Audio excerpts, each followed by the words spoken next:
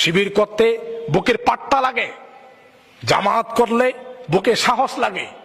যেই বুকে ঈমান নাই, সাহস নাই, সেই শিবির করাও তো সহজ নয়। সেদিন এক মাহফিল থেকে আমি আসতেছি, আলোচনার পরে কিছু লোক বলতেছে এই যে শিবিরের বক্তা। আরে বেটা, জানিস শিবির কি?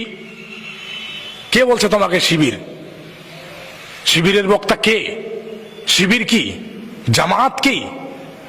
তাদের ব্যাপারে আগে জানতে হবে এই মানুষটা কি, এরপরে তাকে কথা বলতে হবে। হযরত আবু হানিফা শিবির ছিলেন না, জামাত ছিলেন না, আওয়ামী লীগ ছিলেন না, বিএনপি ছিলেন না, জাতীয় পার্টি ছিলেন না। তারপরেও হযরত আবু হানিফাকে জেলখানার মধ্যে তাকে মেরে সেখানে হত্যা করা হয়েছে, সে শহীদ হয়েছে। আজকে জামাত, শিবির, আওয়ামী লীগ, বিএনপি এর নতুন প্রতিষ্ঠা হয়েছে, প্রথমকার জামানায় ছিল না।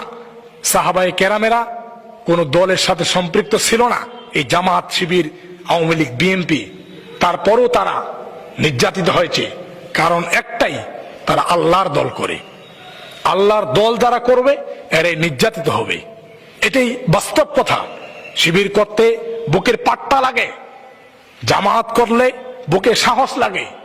যেই বুকে ঈমান নাই, সাহস নাই, সেই বুক কোনদিন জামাতে ইসলাম শিবিরের কাছে মাথা নত করে, শিবিরের কাছে যেতে পারে না। এটা শিবির চিনে না, জামাত চিনে না। জামাতে ইসলাম চায় এই দেশকে ইসলামী রাষ্ট্র হিসেবে প্রতিষ্ঠা করতে।